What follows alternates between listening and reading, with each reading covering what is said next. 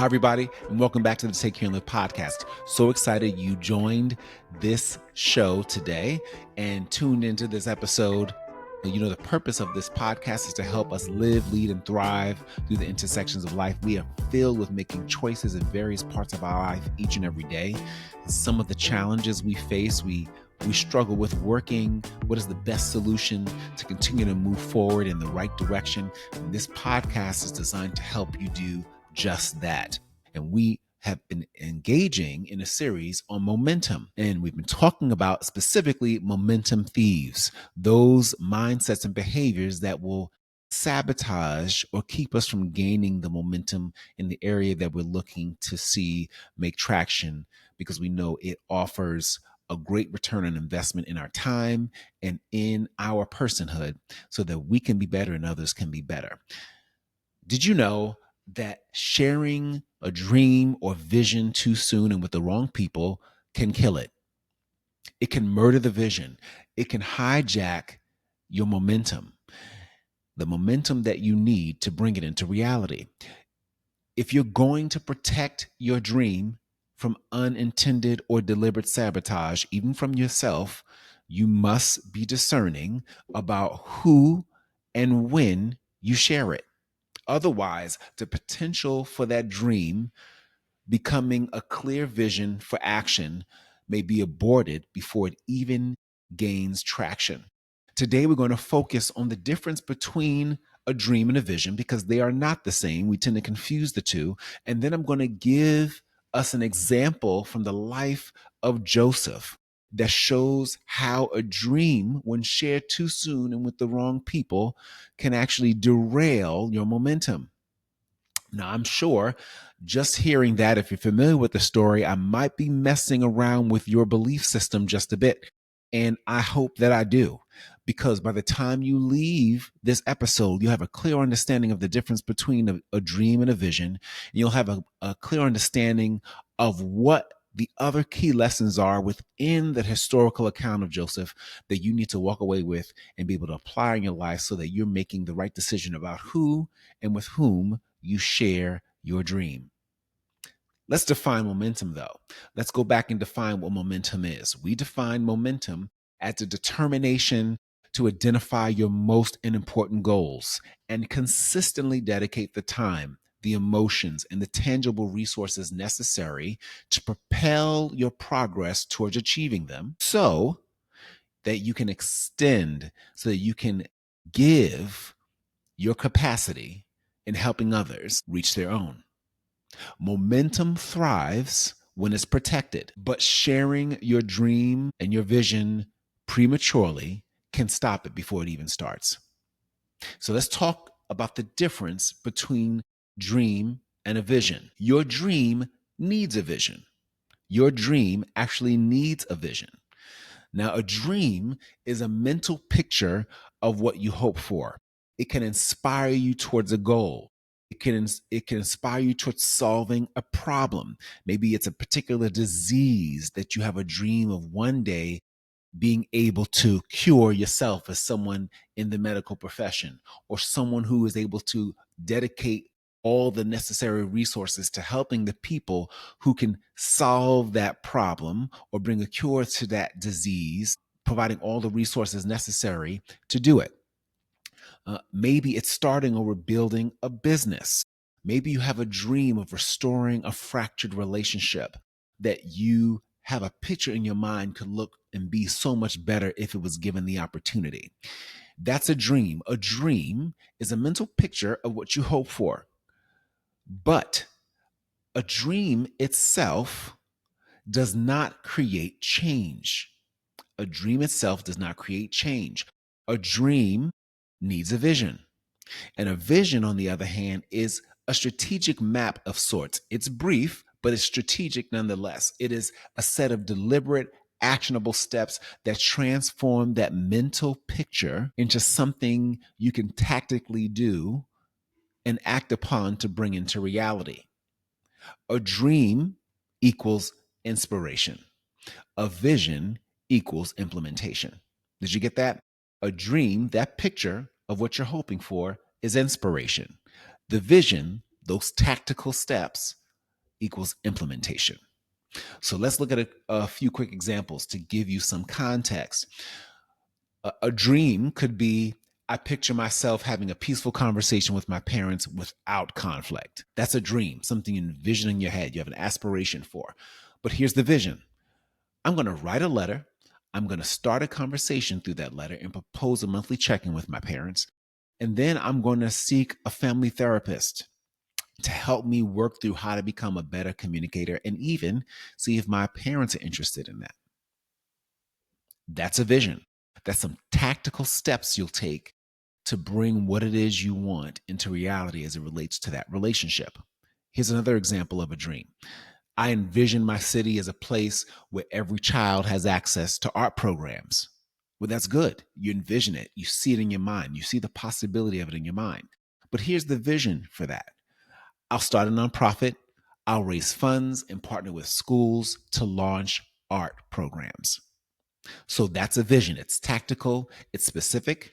It's not a plethora of things, but it's clear about what it is you'll do to bring that dream into a vision so that it can become a reality. Do you see the difference? A dream is the picture. A vision is the plan. A dream is the picture. A vision is the plan. There is something so important about dreams that when it's not fulfilled, it could actually bring a sense of disappointment and heartache. And matter of fact, oftentimes when we use the word dream, we're talking about something we hope for, something we aspire for, just in the definitions, the examples I gave you. The book of Proverbs offers some wisdom about hope, right? Because when hope is deferred, it can actually make the heart sick. Matter of fact, that's what Proverbs 13:12 says. It says, hope deferred makes the heart sick, but a longing fulfilled is a tree of life. The lesson here is simple, that if you don't begin to see the development of what you're hoping for, what you have a vision for, what you're aspiring for, you can become disappointed. You can become discouraged, even disillusioned about its possibilities. Why? Because without progress, without evidence of progress, the feelings of something being unattainable grows louder. And that hope and that dream itself feels like it's less and less realistic. But when a hope and a dream is fulfilled, it actually energizes you, it revives you, it disrupts disappointment. Did you know a vision's job is to disrupt the disappointment that can come with only living with a dream, with only counting on a dream? When you count on more than a dream and give it a vision, you actually disrupt disappointment. It reorganizes your belief system. A dream fulfilled, a hope fulfilled reorganizes your belief system and transforms what was once perceived as impossible into something that's now achievable. Researcher and psychologist R.C. Snyder, who's known for his pioneering work on hope, matter of fact, he's known for the pioneering work of hope theory, defined hope as something that was a cognitive and motivational construct that combined two elements. One, which is pathways thinking, and two, agency thinking. Pathways thinking, he described as the perceived ability to generate plausible routes towards achieving the goal. So that's what I described to you earlier, that strategic map, that vision, the set of deliberate, actionable steps that you'll take to transform the mental picture into something that becomes a reality.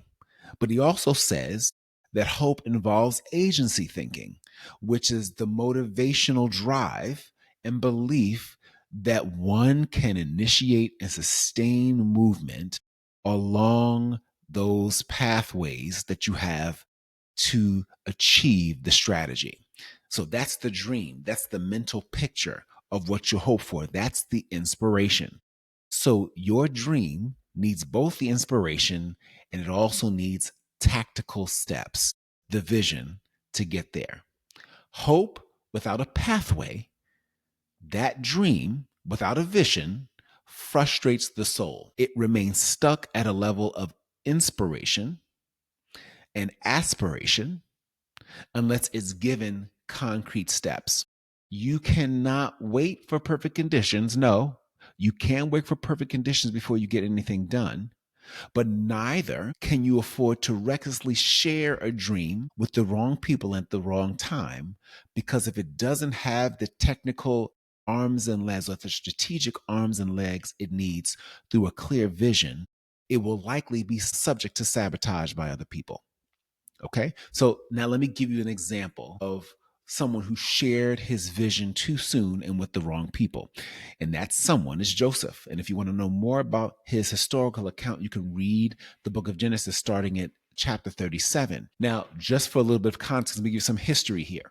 Joseph was perceived as his father's favorite. And so because he was already perceived as his father's favorite, he was resented by his brothers. Okay. He had a dream. This youthful 17-year-old young man, boy, he, in his youthful excitement, had a dream. Now, Joseph, for more context, he was gifted by God to have dreams, to actually have an understanding of dreams. But in this moment, he simply just shared his dreams with his brothers. And in one of the dreams, the first dream he went to share with his brothers, who resented him because he was already the favorite.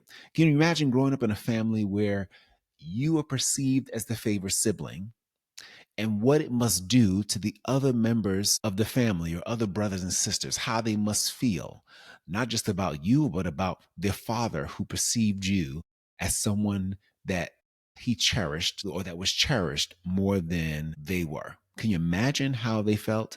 Can you imagine how I felt for you if you were the person who was not regarded as just as important as another sibling?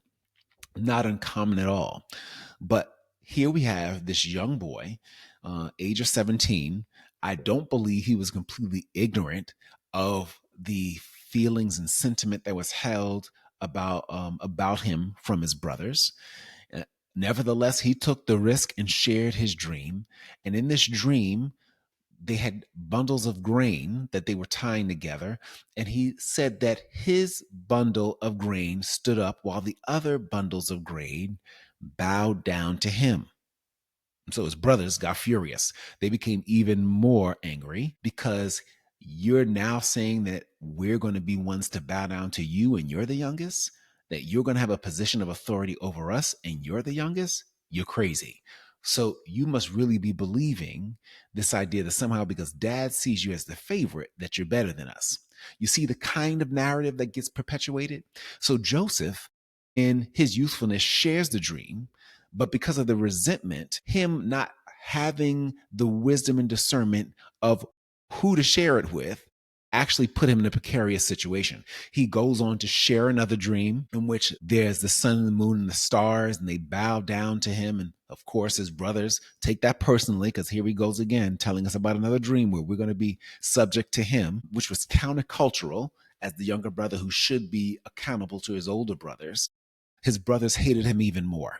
And that resentment eventually led them to sell him into slavery.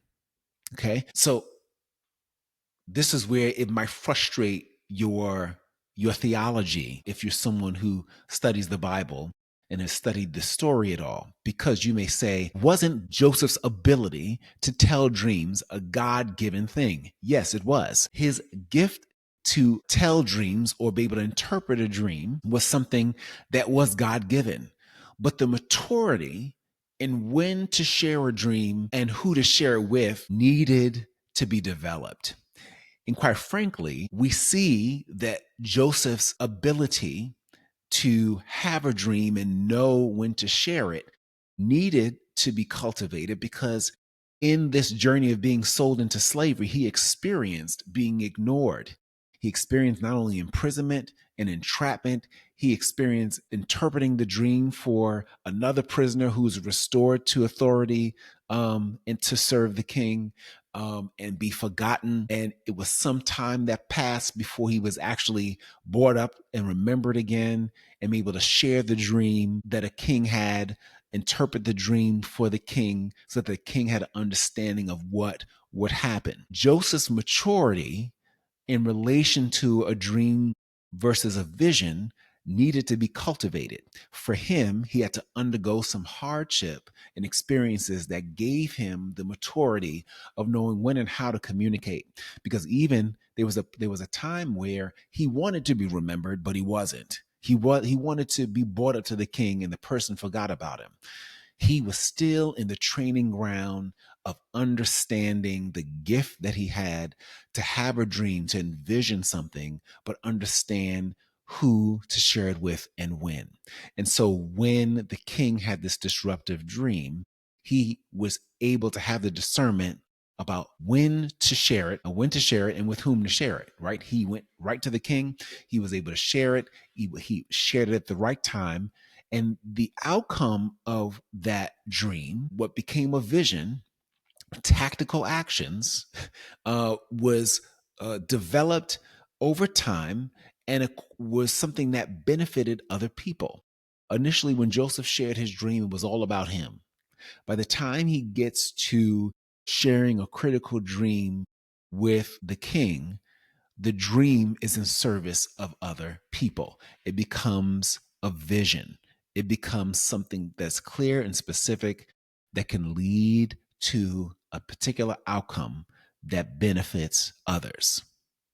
And so the bigger lesson here is that Joseph's dream and ability to tell dreams and interpret dreams is God given, but he shared it at the wrong time with the wrong people. And that created a hardship for him. His dream was immature. It was without arms and legs. It didn't have a strategy. Joseph's sharing of it, his premature sharing of it, fueled opposition from his brothers. And yet, even in Joseph's misstep, God was at work, even through the betrayal and hardship and years of process. Joseph matured, and that dream that he once had of the heads of grain bowing to him matured into a clear vision, because years down the line, he developed a strategy as a result of a dream that he interpreted for the king, which communicated that there would be 7 years of plenty and 7 years of famine. And it was a result of that dream that he cultivated a vision as now someone who was second in command, serving the king, to develop a strategy for helping people across other lands survive those 7 years of famine by storing up food strategically over 7 years of plenty. And so you notice the dream was no longer simply about what he saw other people doing towards him, bowing down to him, his brothers. When his brothers did come to him, they did bow down to him, but it wasn't for his benefit. It was for the benefit of preserving the livelihood, not just of his own family through famine, but of others. Do you see that? He just happened to be in a position of power that called for him to be honored by his brothers these many years later. So when the famine came, Joseph's leadership included saving countless lives, including his family. That original dream did come true, but by then it was no longer about his brothers bowing to him. It was about serving others through a God-given strategy. And so what's the takeaway here? What do we learn from this experience of Joseph? That a dream must mature into a vision. Sometimes it maturing into a vision experiences a pathway towards maturity that's not too comfortable, but it's necessary. But a dream must mature into a vision. If a vision or a dream is shared too soon, it can be sabotaged by others. It can be subject to sabotage, and it can actually delay movement towards that vision, towards achieving that dream, because it hasn't been given the arms and legs of a vision to come into reality. It can be dismissed as empty words and actions. It can be seen as a threat without particular causes attached to it, without particular movement attached to it. It can either whittle from discouragement before it even takes root, or You can allow that dream to develop the strategic arms and legs through very clear actions that support it so that it can now be something that can move with momentum to achieve what it's called to achieve. If a dream is nurtured and allowed to grow, even sometimes through hardship, it becomes a vision that blesses and benefits other people in tremendous ways that is not just about you, but about others. Okay? So your dream needs a vision. Your dream is the inspiration, but the vision is the implementation. And you want to be mindful that sharing your vision too soon and with the wrong people can thwart it before it even has the opportunity to become into reality. And you want to be mindful of that. You want to use wisdom and discernment in doing it. In our next episode, we'll take a close look of how someone handled having vision differently, who didn't share his dream prematurely, but instead waited until he allowed that vision, until that vision was given some tactical steps that he could utilize or call on to help him bring that dream and that vision into reality. His careful timing, his deliberate strategy provided a model for how to share a vision to impact the people at the right time, in the right location, in the right context for maximum impact. So until then, remember, your dreams need to be protected before it becomes a vision. So be mindful of who you share it with. And I want you to invest your time rather than in sharing it. Let it live in the incubation period it deserves. Well, that's all for today. I'm looking forward with sharing part 2 of Momentum Thief number 6, where we'll unpack what I just communicated we will unpack. And until then, I want you to take care and live.